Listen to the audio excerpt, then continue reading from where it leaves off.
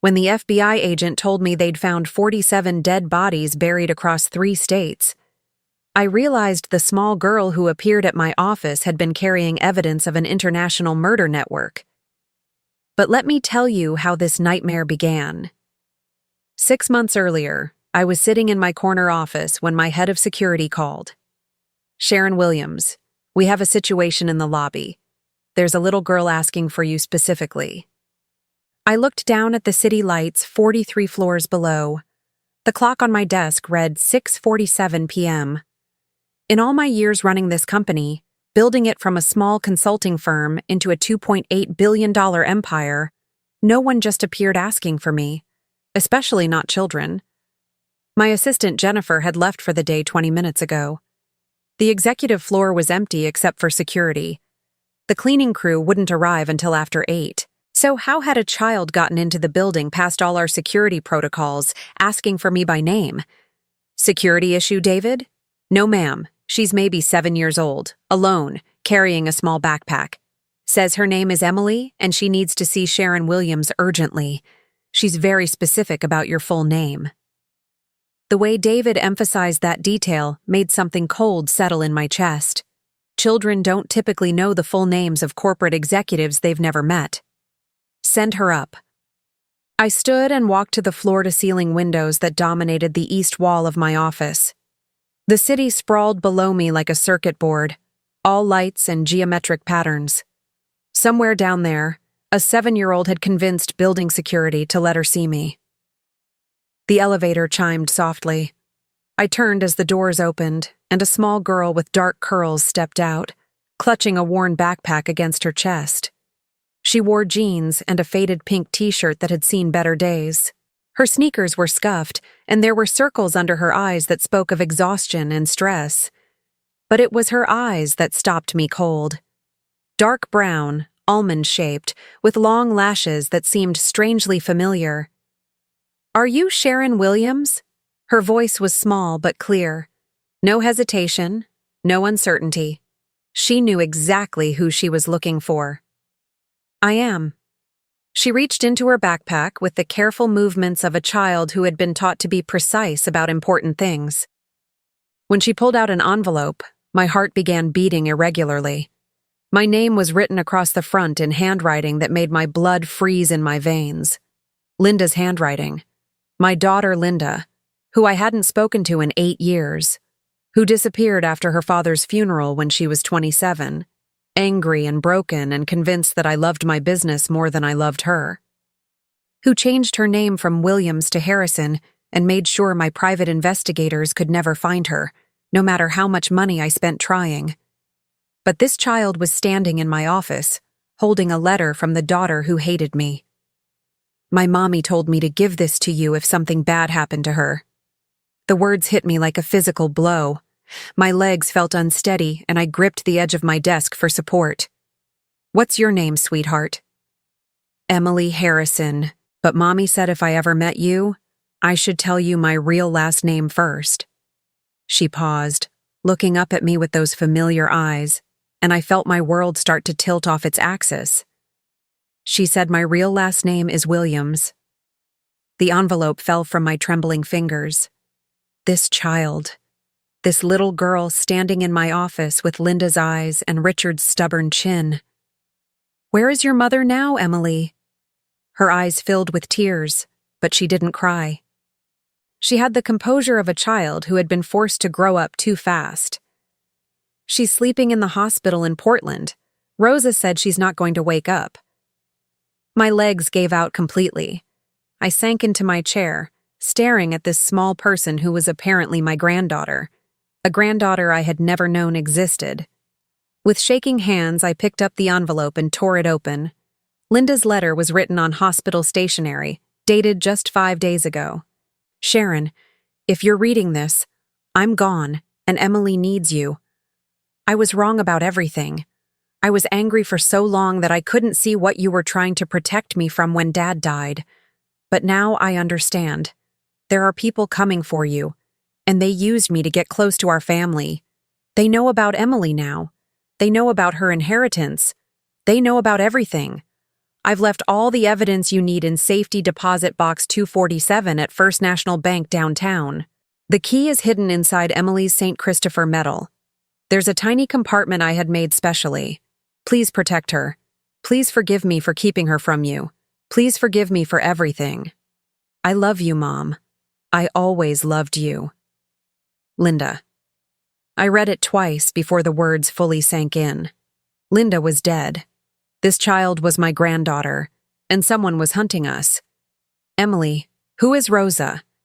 Rosa Santos. She took care of Mommy when she got really sick. She used to be a nurse, but now she just helps families like ours. Like ours? Families where the mommy or daddy is sick and needs extra help. The elevator dinged again. I looked up to see my assistant Jennifer stepping out, her usual bright smile faltering when she saw Emily. Sharon Williams? I didn't realize you were still here? And you have a visitor. Something in Jennifer's tone made me pause. In the 18 months she'd worked for me, Jennifer Martinez had been the perfect assistant, efficient, discreet, never intrusive about my personal life. She knew I had no family, no children, no grandchildren. I'd made that clear when I hired her. So why was she immediately offering solutions? Should I arrange for childcare? I know several excellent services that provide emergency care for unexpected situations. I studied Jennifer's face carefully. How did she know this was an unexpected situation? How did she know Emily wasn't a planned visit? That won't be necessary, Jennifer. I thought you'd left for the day. I came back to finish the Morrison files, but if you need me to handle anything. No, thank you, good night. Jennifer hesitated at the elevator, glancing back at Emily with an expression I couldn't quite read. Then the doors closed, and we were alone again. I knelt down to Emily's level, trying to keep my voice steady despite the hurricane of emotions in my chest. Emily, sweetheart, are you hungry? When did you last eat? This morning, I think. Rosa gave me crackers before the bad men came. Bad men? Emily's composure finally cracked, and tears began streaming down her face. They took Rosa yesterday. She told me to run and hide in the biggest building I could find until I found you. She said you would know what to do. I pulled Emily into my arms, feeling the weight of this small person who was all I had left of Linda. She smelled like generic hotel soap and fear. Let's get you something to eat, and then you can tell me everything about your mommy and Rosa and these bad men. As we walked toward my private dining room, a small kitchen area I'd had installed for long work days, I caught Jennifer in the hallway near the elevators, making a phone call. Her back was to us, but I could see the tension in her shoulders. She was speaking quietly, urgently, in what sounded like Spanish. I couldn't make out the words, but the way she glanced toward my office made my skin crawl. For 8 years, I'd buried myself in acquisitions and mergers and corporate warfare to forget the pain of losing Linda. I'd built walls around my heart and convinced myself that success was enough, that building something lasting was more important than the daughter who wouldn't let me help her. Now Linda was gone forever, and I had a granddaughter I'd never even known existed. But first, I had to figure out who these bad men were and why Rosa Santos had told Emily to come to me. And I had to figure out why my assistant was making secretive phone calls after meeting Emily. Over dinner in my private dining room, Emily told me pieces of a story that didn't make sense. I watched her eat chicken soup while she talked, noting how she held her spoon with careful precision. Mommy was sick for a really long time. She had cancer in her breast. Rosa helped take care of me while Mommy went to special doctors. What kind of doctors, sweetheart? Cancer doctors, oncologists. She pronounced the word carefully. But the doctors in Portland couldn't help Mommy anymore. That's when the nice people from the charity said they could help Mommy get better in New York. A charity. I made a mental note to investigate.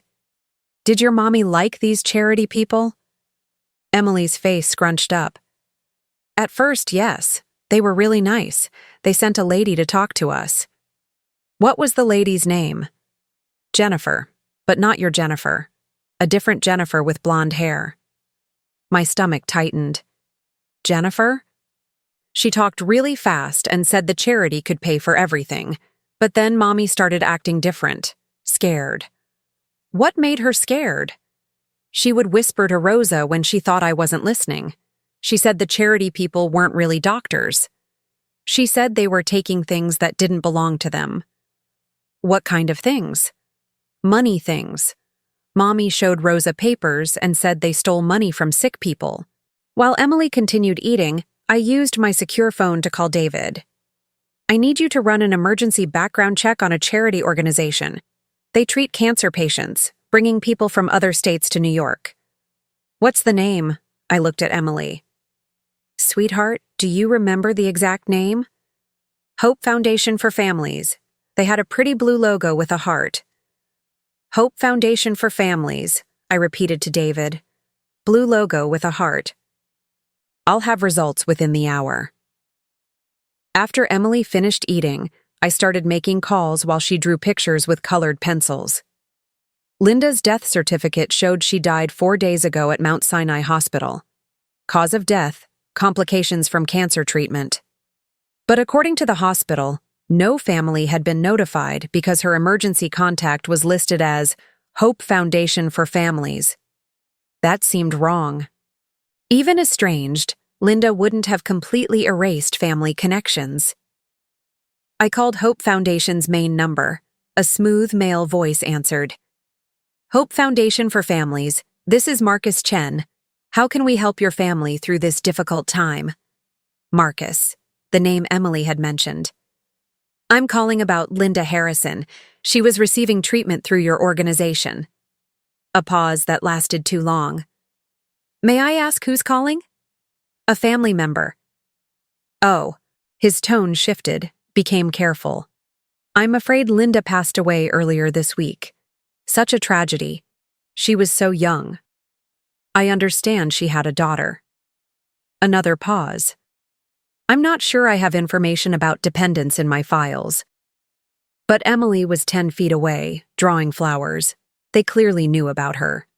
I'd like to meet to discuss Linda's case. I want to understand what happened. Of course, we always want to help families find closure. Could you come to our office tomorrow at 2 p.m.? He gave me a Midtown address. After hanging up, I realized something that made my pulse quicken. I had never told him my name, but he'd used it during our conversation. David called back with preliminary results that made my chest tighten. Hope Foundation for Families was incorporated 8 months ago. Listed address is a virtual office space. I can't find any actual medical facilities connected to them. What about their funding? Substantial donations from families whose loved ones died of cancer. Always within weeks of the death. The amounts correlate with the deceased person's net worth. Pieces began clicking together. They target grieving families? It appears so, but Sharon Williams, there's something else. Your assistant Jennifer Martinez called my office an hour ago asking about this investigation. My hands went numb. She what? Said you'd asked her to follow up. But you called me directly from your secure line. Jennifer was gathering information she had no business accessing. I walked to my window, staring down at the city lights. Linda was dead. Emily was in danger. Hope Foundation was a sophisticated fraud operation. And Jennifer had been feeding someone information about my every move. But who was she reporting to? Emily looked up from her drawing. I heard you talking about the Hope people. They're the bad men Rosa warned me about. What exactly did Rosa tell you? Emily's voice dropped to a whisper. She said they pretended to help Mommy, but really they were stealing all her money. And when Mommy tried to stop them, they said they would hurt me. The picture was becoming clearer and darker. This wasn't just fraud. It was systematic extortion using threats against family members. Emily, do you still have your St. Christopher medal? She nodded and pulled the silver pendant from under her shirt. I examined it carefully and found a tiny seam along the edge. Inside was a miniature key, exactly as Linda's letter had promised. Tomorrow, I would go to First National Bank. But first, I needed to understand why Jennifer was involved. Because if she was reporting everything to these people, I was about to walk into a trap. The next morning, I decided to test Jennifer systematically. I had spent the night in my office with Emily, both of us sleeping on the couch in my conference room. By 6 a.m., I had a plan. "I need you to clear my entire schedule today, Jennifer. Complete family emergency."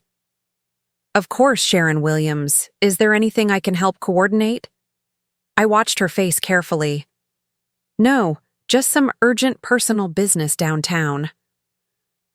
"Would you like me to arrange transportation? The Morrison Group called about rescheduling." I hadn't told her about any Morrison Group meeting. There wasn't one scheduled. "That won't be necessary." Within minutes of leaving my office, Jennifer was outside making a phone call. She spoke for exactly 3 minutes, glancing up at my floor twice. I took Emily to First National Bank, keeping David's security team at a distance. The safety deposit box contained everything Linda had promised, and worse: financial records, recorded conversations, photographs, a detailed timeline showing how Hope Foundation had systematically drained Linda's trust fund over 6 months. But the manila folder labeled Other Families made my heart race. 46 names, all cancer patients, all dead within 2 years.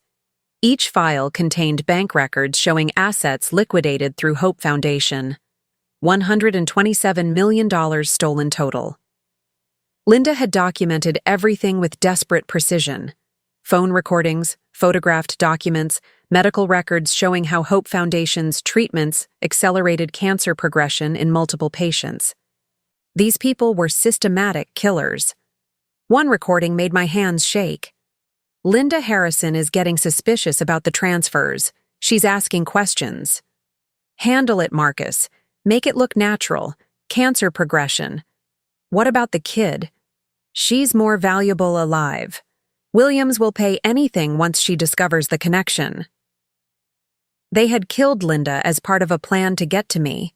They had been planning to use Emily for extortion all along. I called David from the bank's secure phone. "Emergency security sweep of my apartment and office. Also, complete background on Jennifer Martinez. Already started. We found surveillance equipment in your office, installed 3 weeks ago." 3 weeks. Right when Emily would have arrived if Linda hadn't somehow delayed her. "The equipment isn't just audio. Micro cameras in your conference room, private office, executive bathroom." They had been watching everything, waiting for Emily. I called Agent Sarah Chen at the FBI. "Agent Chen, I have physical evidence of a multi-state murder operation. 47 deaths, 127 million in theft. Serious allegations. Can you bring the evidence to our field office?" "Within the hour. But they've infiltrated my company and are planning to harm my granddaughter." "Come immediately. We'll have protective detail standing by." For the first time since Emily appeared, I felt hopeful. The FBI would handle this with federal resources. Emily would be safe. Justice would be served. I was completely wrong. When I returned to my building, David met us in the garage with an expression that made my stomach plummet. "Sharon Williams, we have a serious problem. Jennifer Martinez disappeared 2 hours ago, but she accessed your elevator codes and security protocols before leaving." "What does that mean?" "Whoever she works for now has complete building access." That's when I heard Emily scream from the elevator. I ran, but when the doors opened on my floor, my office was empty. Emily's backpack lay on the floor. Linda's documents were scattered everywhere. A note sat on my desk. "We have the girl. 50 million wire transfer to the account below, or she disappears like her mother. 24 hours. No police. No FBI. We know about Agent Chen." They had taken Emily. They were watching my every move. I had walked directly into Linda's trap warning, but they had made one critical mistake. They thought I was just a grieving grandmother who would pay whatever they demanded. They had no idea what they'd just started. Sharon Williams. Act 3. False Resolution. The next morning, I decided to test Jennifer. "I need you to clear my schedule today. Family emergency." "Of course. Is there anything I can help with?" "No, just some personal business to handle." I watched her carefully. Within minutes of leaving my office, she was on her phone again. I took Emily to First National Bank, keeping my security team at a distance. The safety deposit box contained everything Linda had promised: financial records, recorded conversations, and a detailed timeline of how Hope Foundation had systematically drained her trust fund. But that wasn't the worst part. The worst part was the list of other families. 46 names, all cancer patients, all dead within the past 2 years. All had their assets liquidated through Hope Foundation charitable support. $127 million stolen total. Linda had documented everything, including recorded phone calls where Hope Foundation employees discussed their clients dying on schedule. These weren't just thieves. They were killers. One recording made my hands shake. Linda Harrison is getting suspicious. She found the bank transfers. Handle it. Make it look natural. Cancer progression. What about the kid? She's more valuable alive. Williams will pay anything to get her back. They had killed my daughter, and they planned to use Emily to extort me. I called David immediately. I need an emergency security sweep of my apartment and office. Also, run a deeper background on Jennifer Martinez.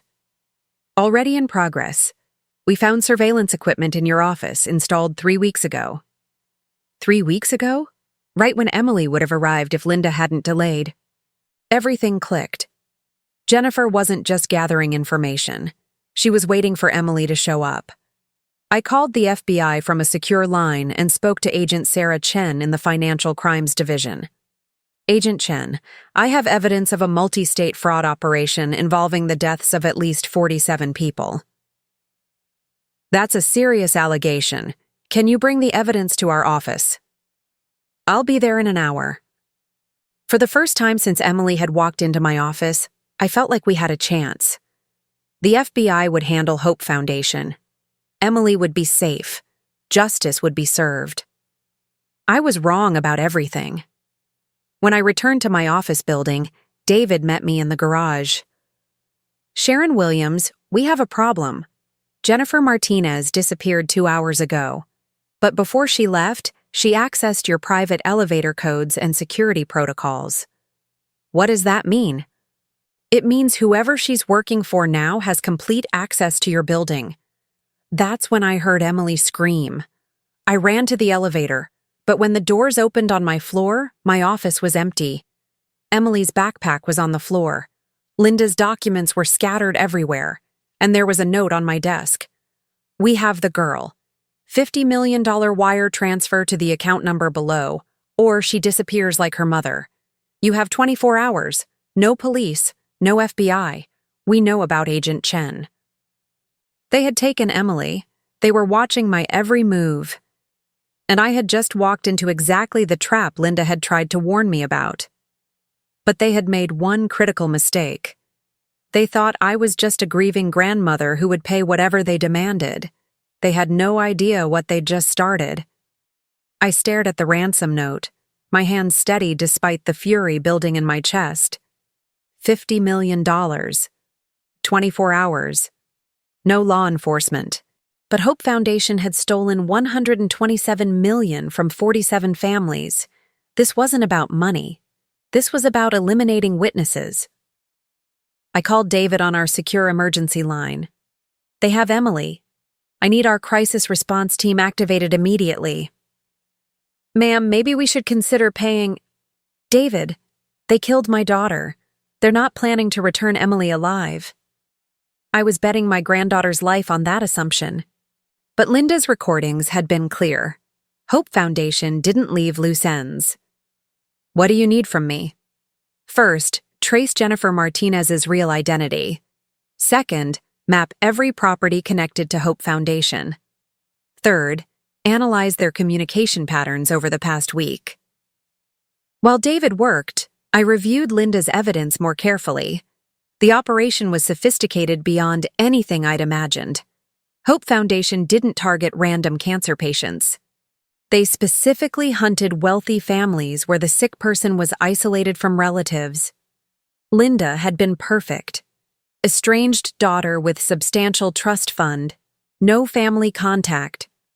But their method was what made my throat constrict. They didn't just steal money, they manipulated medical treatment to ensure victims died on schedule. Linda's medical records showed experimental treatments that actually accelerated her cancer progression. They had murdered her slowly, over months, while stealing everything she owned. And now, they had Emily. David called back within an hour. Jennifer Martinez doesn't exist. The woman working as your assistant is actually Maria Santos, former psychiatric nurse, fired from 3 hospitals for patient medication irregularities. Patient medication irregularities? Giving patients drugs that weren't prescribed, sometimes drugs that made them sicker. So Jennifer, Maria, wasn't just a spy. She was Hope Foundation's medical killer. What about Hope Foundation properties? Officially, they lease a small office in Midtown, but I found shell company connections to a warehouse in Queens, a medical facility in Brooklyn, and a residential property in the Hamptons. Which would they use for Emily? The medical facility, licensed as a hospice care center, but no public records of any patients. A fake hospice would be perfect for holding Emily while they eliminated evidence. My phone rang. Marcus from Hope Foundation. Sharon Williams, I understand you've been investigating our organization. You have my granddaughter. We have a scared little girl whose grandmother has made poor decisions. Involving law enforcement was unwise. What do you want? $50 million is a start, but we also need your complete cooperation going forward. Cooperation with what? Your company handles estate planning for wealthy families. Families who might benefit from our charitable services during medical crises. The scope hit me like ice water. Hope Foundation wasn't just stealing from individuals. They wanted access to my entire client base. You want me to help you identify targets. We prefer expanding our mission to help more families in need. And if I refuse? Emily has such beautiful curls. Tragic if something happened to her. The line went dead. I sat processing the full scope. This wasn't simple kidnapping for ransom. Hope Foundation was trying to recruit me into their operation, using Emily as leverage.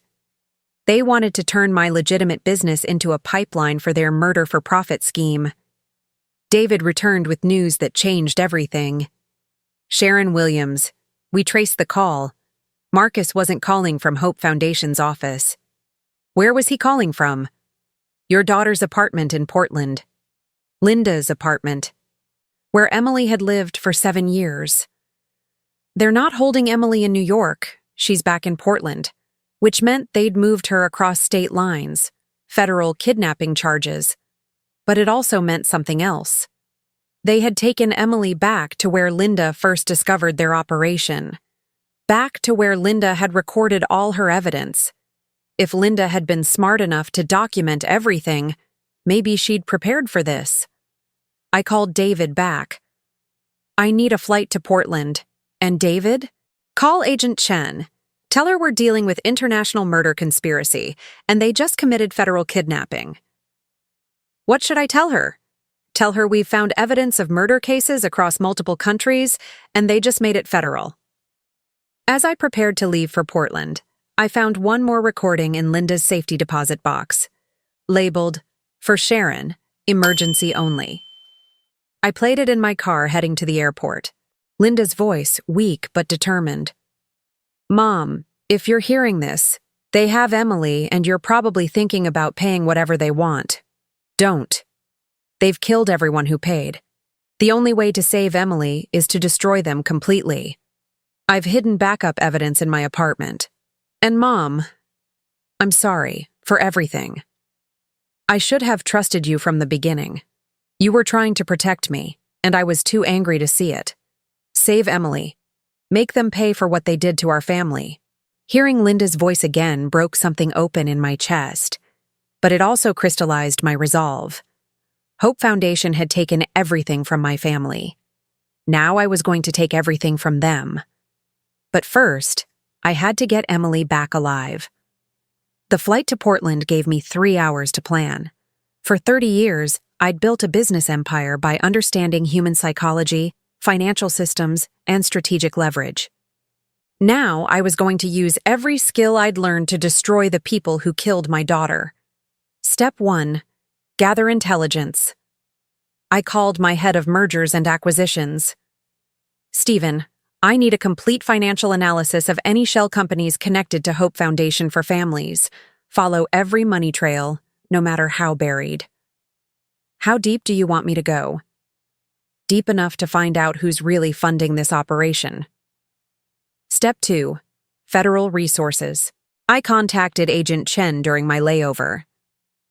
Agent Chen, I'm sending you evidence of a murder conspiracy that crosses multiple states and possibly international borders. What kind of evidence? Recorded conversations discussing planned murders, financial records showing systematic fraud, and documentation of medical manipulation causing patient deaths. Sharon Williams, are you certain about these allegations? Agent Chen, they kidnapped my 7-year-old granddaughter to prevent me from exposing them. I'm absolutely certain. Step 3. Local intelligence. I hired a Portland private investigator to surveil Linda's apartment building before I arrived. Look for any unusual activity. Multiple vehicles, people who don't belong in the neighborhood, signs of surveillance equipment. By the time I landed in Portland, the pieces were falling into place. Stephen called with financial intelligence that made everything clear. Sharon Williams, Hope Foundation is funded through a network of shell companies, but I traced the original capital. It comes from offshore accounts connected to the Kozlov Organization. Kozlov Organization. International money laundering operation. They specialize in estate fraud, elder abuse, and identity theft.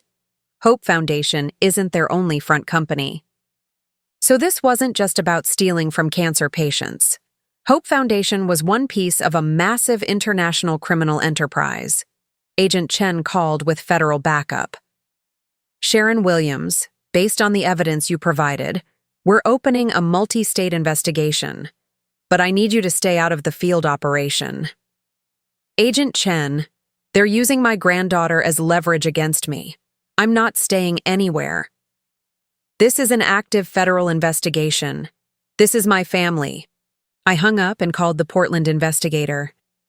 Sharon Williams, I've got eyes on your daughter's apartment building.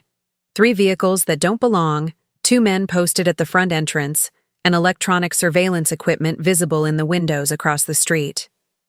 Any sign of a child? Negative, but I did notice something else. The apartment directly above your daughter's has been vacant for 6 months, but there's fresh activity there today. Linda had been smart. If she'd hidden backup evidence in her apartment, she would have hidden it somewhere Hope Foundation wouldn't think to look. I called my security team. David, I need you to coordinate with Portland PD and the FBI. We're going to extract Emily and gather evidence simultaneously. Ma'am, this is extremely dangerous. David, I've spent 30 years in corporate warfare. This is just a different kind of hostile takeover. But as I approached Linda's neighborhood, I realized the scope of what I was facing. Hope Foundation hadn't just taken Emily. They'd turned Linda's apartment building into a surveillance center. They were watching for me, waiting for me to make exactly the move I was planning. They wanted me to come to Portland, which meant this was a trap designed to eliminate both Emily and me permanently. That's when I understood their real strategy. Kill the granddaughter and grandmother together. Make it look like a tragic accident during a family reunion. Close all the loose ends from Linda's investigation. But they had made one critical error in their planning. They had researched my personal life, my financial resources, and my emotional connections to Emily. They had never researched my professional capabilities. For 3 decades, I had specialized in acquiring companies that didn't want to be acquired. I had developed systematic approaches to identifying weaknesses, applying pressure, and forcing compliance from hostile opponents. Hope Foundation was about to discover that they weren't dealing with a desperate grandmother. They were dealing with someone who had built an empire by destroying her enemies. I called Stephen back. I need you to implement hostile takeover protocols. Ma'am? Freeze every account connected to Kozlov shell companies. Contact every bank where they've moved money. Apply financial pressure at every point where they touch the legitimate banking system. That's economic warfare. Exactly. Next, I called my legal team. I need emergency restraining orders against every property connected to Hope Foundation. Freeze their assets, lock their accounts, and file federal charges for kidnapping, fraud, and racketeering. How fast do you need this? Within the hour. Finally, I called my media relations team. I'm going to send you a story that needs to be on every major news network within the next 2 hours. What's the story? International murder conspiracy targeting cancer patients, with documented evidence of 47 deaths and $127 million in stolen assets. Sharon Williams, are you sure you want this public while your granddaughter... They're planning to kill Emily regardless. But if this story goes public, they lose their operational secrecy. They become liability to their own organization. I was betting that Kozlov organization would cut Hope Foundation loose rather than risk international exposure. It was a dangerous gamble. But everything I'd learned in 30 years of business told me that criminal organizations, like legitimate corporations, prioritize their survival over individual operations. As I sat in my rental car outside Linda's apartment building, watching Hope Foundation's surveillance teams, my phone rang. Marcus again. Sharon Williams, you've been very busy today. I want my granddaughter back. That's not going to happen. You've involved too many people. Made too much noise. Emily has become a liability. What do you want? Nothing. This conversation is a courtesy. In approximately 6 hours, there will be a tragic gas explosion at 247 Pine Street. Emily will be found among the victims. And me? You're going to be visiting the site when the explosion occurs. Grieving grandmother, rushing to save her granddaughter. Very tragic. They were planning to kill us both in a staged accident, eliminate all the evidence from Linda's investigation, and close the case permanently. But Marcus had just made his own critical mistake. He'd told me exactly where Emily was being held and exactly when they planned to kill her. Now I had 6 hours to save my granddaughter and destroy the organization that murdered my daughter. Time to show them what a real hostile takeover looked like. I had 6 hours to save Emily and destroy an international criminal organization. I started with the financial attack. Within 30 minutes, Stephen's team had frozen $23 million in Kozlov-connected accounts across 7 banks. Hope Foundation's operating capital was locked down, their shell companies exposed, and their money laundering pipeline severed. Sharon Williams, we've cut off their access to operational funding. But this is going to make them desperate. Good. Desperate people make mistakes. Agent Chen called with federal coordination. Sharon Williams, we have tactical teams moving into position around 247 Pine Street, but we need more time to ensure Emily's safety. How much time? At least 12 hours for proper hostage extraction protocols. We don't have 12 hours. They're planning to blow up the building in 6 hours. Then we need to accelerate our timeline. I called my media team. The story was already breaking on 3 major networks. International murder conspiracy exposed, 47 cancer patients killed in a $127 million fraud scheme. Within an hour, Hope Foundation's phone lines were flooded with calls from reporters, investigators, and federal agencies. Their operational secrecy was completely destroyed. But I needed more than financial pressure and media exposure. I needed to turn their own organization against them. I called my head of corporate intelligence. Rebecca, I need you to contact every family on Linda's victim list. Tell them their loved ones were murdered, and tell them we have evidence. Ma'am, that's 46 families. Rebecca, these people buried their family members thinking cancer killed them. They deserve to know the truth, and they deserve justice. Within 2 hours, Rebecca had contacted 38 families. The response was immediate and furious. Wrongful death lawsuits were filed in 6 states. Criminal complaints were lodged with local police departments. Media interviews were scheduled with family members demanding justice. Hope Foundation wasn't just fighting me anymore. They were fighting an army of grieving families who now knew the truth. But the real breakthrough came from an unexpected source. Rosa Santos called my phone. "Sharon Williams? This is Rosa. I escaped." "Rosa, are you safe? Where are you?" "I'm hiding near Emily. They have her in the basement of the apartment building, but I know a way in." "Are you injured?" "They drugged me, but I pretended to be unconscious. I heard them talking. They're planning to kill Emily and make it look like an accident." "Rosa, listen carefully. Federal agents are moving into position around the building. You need to stay hidden until— No, Emily is scared. She needs someone she recognizes." Rosa was right. Even if federal agents could extract Emily safely, she would be terrified being rescued by strangers. "Rosa, can you get to Emily without being detected?" "Yes. There's a basement entrance through the old laundry room. They don't know I discovered it." "Do it. But Rosa, the moment you reach Emily, you call this number." I gave her Agent Chen's direct line. "Tell her exactly where you are and that you have Emily." "What about you?" "I'm going to make sure Marcus and his people are too busy to hurt either of you." I hung up and called Marcus myself. "Marcus, I have a proposition." "You're in no position to make propositions." "Actually, I am.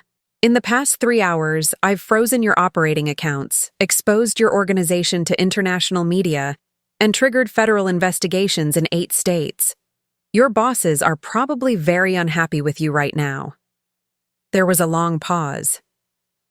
"What do you want?" "Face-to-face meeting, you and me, 1 hour." "Why would I agree to that?"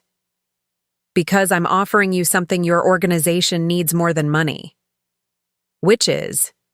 "A way out of this mess that doesn't end with all of you in federal prison." Another pause. "What kind of way out?" "I have evidence connecting your operation to 47 murders, but I also have the resources to make that evidence disappear, if you give me what I want." "You want Emily." "I want Emily alive and unharmed. In exchange, I'll consider a financial settlement instead of criminal prosecution." It was a complete lie. I had no intention of letting these people escape justice, but I needed Marcus focused on me instead of Emily. 1 hour. Waterfront Park. Come alone. Agreed. I immediately called Agent Chen. "Marcus is going to meet me at Waterfront Park in 1 hour. That should pull at least some of their surveillance away from Emily." "Sharon Williams, you cannot meet with him alone." "Agent Chen, I'm not actually meeting with him alone. Your tactical team will be there, right?"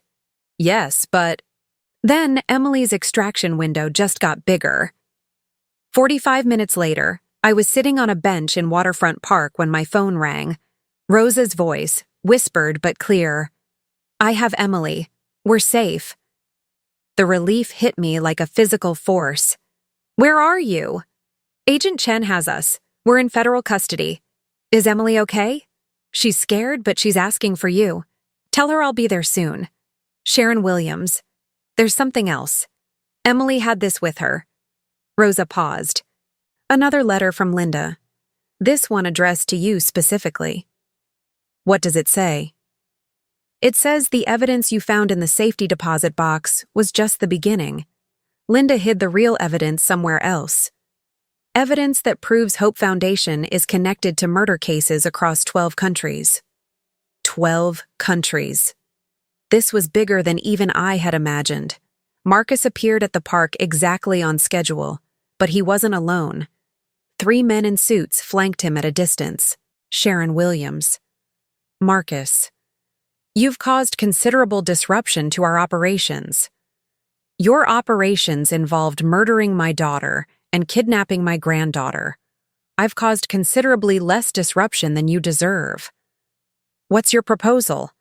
I stood up, looking him directly in the eyes. My proposal is that you surrender to federal agents immediately. That wasn't our agreement. Our agreement was a lie, just like everything else about your organization. That's when Agent Chen's voice came through hidden speakers. Marcus Chen, you're under arrest for kidnapping, fraud, and conspiracy to commit murder. Federal agents emerged from positions throughout the park. Marcus and his associates were surrounded within seconds. Marcus looked at me with something close to admiration. You never intended to negotiate. You killed my daughter. Did you really think I was going to let you walk away? As they put handcuffs on Marcus, he said one more thing. This doesn't end with me. The organization is bigger than Hope Foundation. I know, but it ends with you. Agent Chen approached as the arrests were completed. Sharon Williams, we need to debrief you on the full scope of this investigation. How many people did you arrest today? 14 in Portland. But based on your daughter's evidence and the financial intelligence your team provided, we have arrest warrants for 36 more across 9 states. What about the international connections? That's going to take more time, but this is the biggest breakthrough in elder fraud investigation in federal history. I looked across the park, thinking about Linda and everything she'd sacrificed to gather the evidence that made this possible. Agent Chen, I want to make sure every family on that victim list gets justice. They will.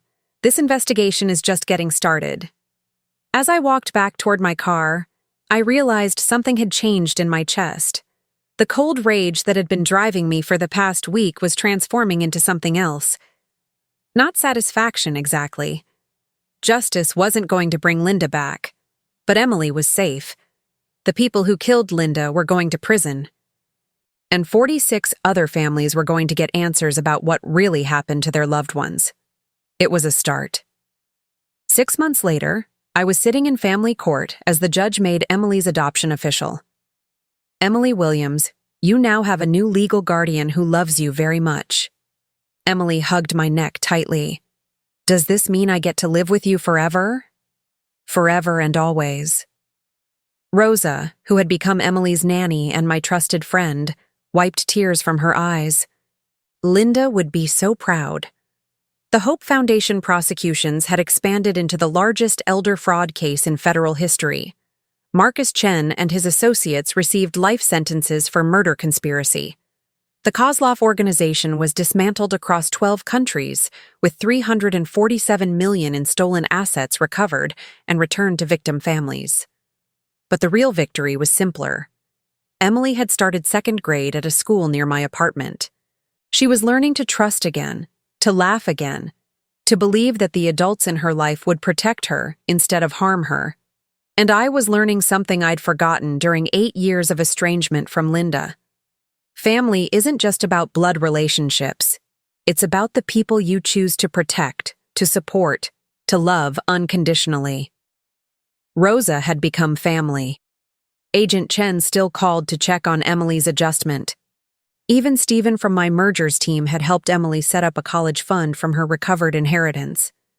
3 weeks after the adoption was finalized, I received a package with no return address. Inside was a notebook I recognized as Linda's handwriting, with a letter addressed to me. Mom, if you're reading this, then Emily is safe, and the people who hurt our family are gone. I hid this notebook because I wanted you to understand something important. I was angry at you for 8 years because I thought you chose business over family when you cut my inheritance. But watching Hope Foundation destroy other families made me realize what you were really trying to do. You weren't punishing me. You were trying to protect me from making decisions that would destroy my life. When you forced me into rehab, you were saving my life, even though I hated you for it. I was too hurt and too angry to see it then. But I see it now. Use everything I learned about these predators to protect other families. Tell Emily that her mother loved her enough to die fighting for her future.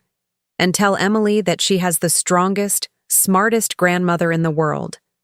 Thank you for saving my daughter. Thank you for being the mother I was too stubborn to appreciate. I love you. Linda.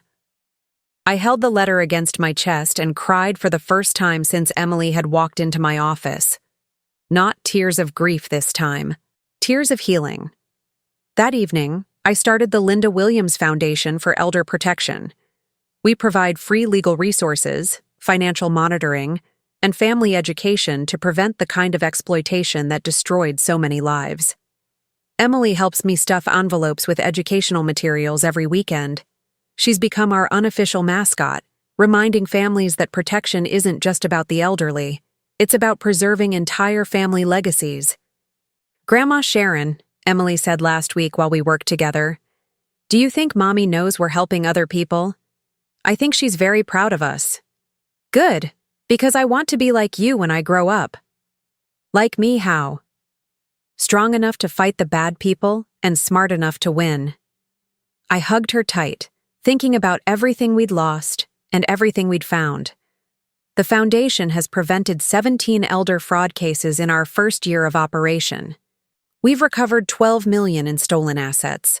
We've trained over 3,000 families to recognize the warning signs of predatory targeting. But more importantly, we've created a community of survivors who support each other through recovery and healing. The hardest lesson I learned about people is that love and protection sometimes look like rejection and punishment. Linda thought I was choosing business over family when I cut her inheritance. But I was choosing her future over her present comfort. She understood that in the end. And she used that understanding to save Emily's life. Now it's my turn to use everything I've learned to protect other families from predators who see grief and vulnerability as opportunity. Because Emily is right. Sometimes the people who love you most are strong enough to fight and smart enough to win. Your inner wisdom knows when someone is trying to exploit your family's pain. Trust those instincts. Document everything. Get professional help from people who understand financial predators. And remember that the people who truly care about you will help you fight, not tell you to just pay and hope for the best. What's the hardest lesson you've learned about protecting the people you love? Share your wisdom below. Real recognize real, and your experience might save someone else's family.